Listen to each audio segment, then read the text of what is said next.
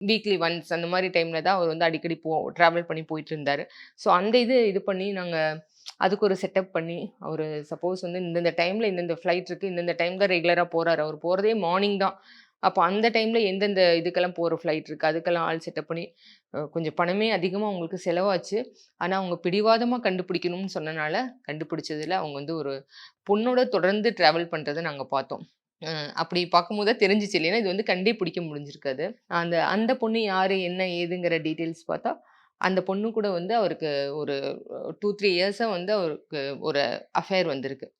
ஏதோ ஒரு social media மூலியமோ, ஏதோ இதில பழக்கமாயி, ஒரு ஃப்ரெண்ட்லியா பழக போயி, ஒரு அஃபேர் வந்து ஸோ அந்த பொண்ணு அந்த பொண்ணு டிவோர்ஸி. ஸோ அந்த பொண்ண மேரேஜ் பண்ணிக்கிற ஒரு ஐடியால தான் வந்து, இவங்கள விட்டு விலகி விலகி, இவங்கள டிவோர்ஸ் பண்ணி, அவங்கள கல்யாணம் பண்ணிக்கிற மாரி ஒரு ஐடியால தான் ஃபர்ஸ்ட்டு கொஞ்சம் விலகி விலகி இருந்துட்டு, அதுக்கப்புறம் ஒரு பிரச்சனைய கிரியேட் பண்ணி வெளிய வந்துரலாங்கிறது அவரோட பிளானா இருந்திருக்குங்கிறத கண்டுபிடிச்சோம்.